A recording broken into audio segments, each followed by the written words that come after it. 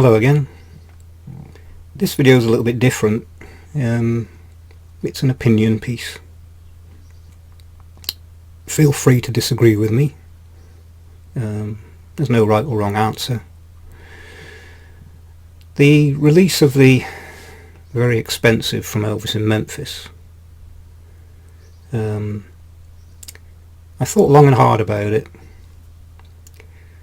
Of course, the collector in me wants to buy anything new that comes out, but we can't do that. We don't have the money. I decided in the end not to buy it, so I thought I'd lay out my reasons.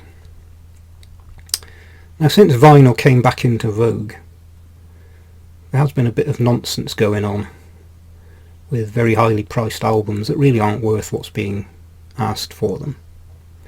The preoccupation with 180 gram vinyl as though this is some magic formula that automatically improves the sound is of course nonsense. The concept of virgin vinyl. I worked in thermoplastic injection moulding for 17 years, I think it was, and we routinely mixed in some reground plastic into new material. Not going to have a lot of effect. The only thing we had to look out for was brittleness, but you just use a low percentage. So again, this is a bit of a red herring, but these things are used to justify unjustifiable prices.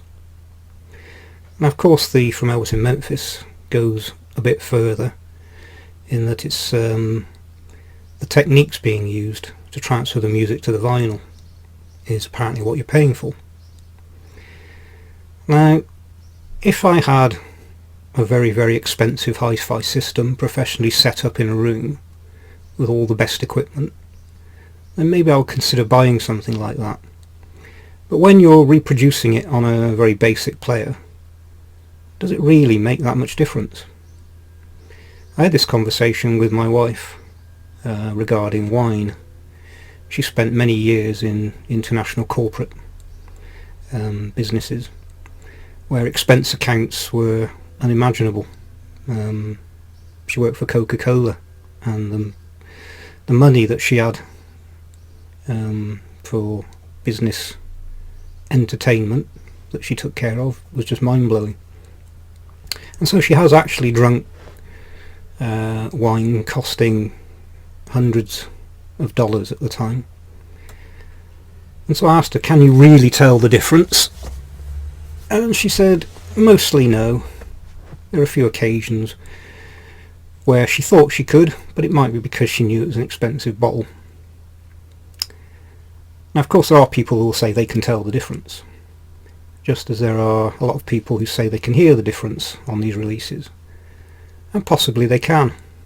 But I do wonder if sometimes it's not just that because you've laid out a lot of money for something, you expect it to sound better. Another pitfall I find with these is I've heard comments like you can hear the rhythm guitar picked out of in the background. Now, these records were originally mixed to sound a certain way, and if Elvis had wanted the rhythm guitar to be highlighted, you would have asked for it to be picked out. So again, you're altering the original sound to something that wasn't originally intended. Now you might like that, and I have nothing against that, but when you start adding these things up, what are you actually paying for? Some very good packaging, a piece of vinyl that is heavier than the original, that has been remixed in some way, though not all of them of course have been. I think a lot of these that claim to have been remixed, that have been put out by companies other than RCA, whatever they're called today, I do doubt. Most of these companies are not going to have access to the original master tapes. So we're basically paying for a repackaged album that quite often isn't going to sound any better than the original. and we're paying a lot of money for them. Now I do collect certain albums, of course. If somebody puts it out and it's a slightly different pose by Elvis, then I do buy it, because that's the collector in me. But do I feel I need to buy the real expensive things?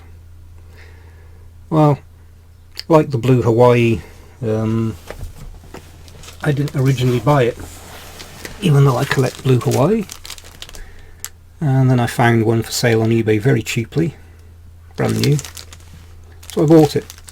So if the From Elvis in Memphis ever showed up at a reasonable price second hand, I would buy it. But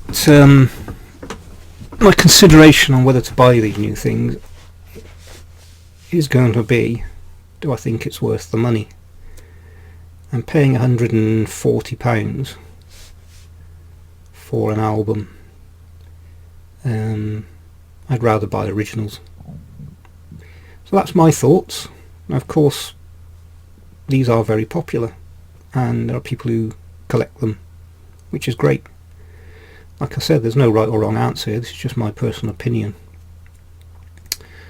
So I would rather spend the money on the original releases that I don't have at the moment, both albums, EPs, singles and CDs. I mean, logically the CD should be the best sound of all,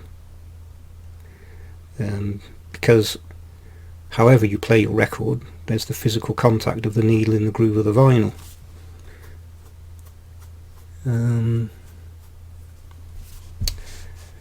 So, as I said, I won't be buying the From Elvis in Memphis unless it turns up cheaply somewhere. I've actually seen it reduced in price here in the UK from some record dealers. So maybe the problems that they've had with this particular release have had an effect. Why there's been this problem with warping, I don't know.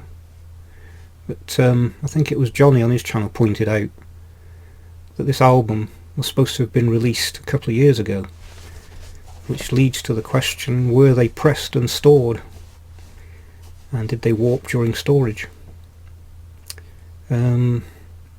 Whatever happened, when you're paying that much money, you pretty much expect perfection. So that's my opinion on that. I have a few other opinions that might be controversial. One I did raise during one of my live streams about J.D. Sumner and the stamps, so maybe I'll do one on that another time. So that's it. Thanks for watching. Bye for now.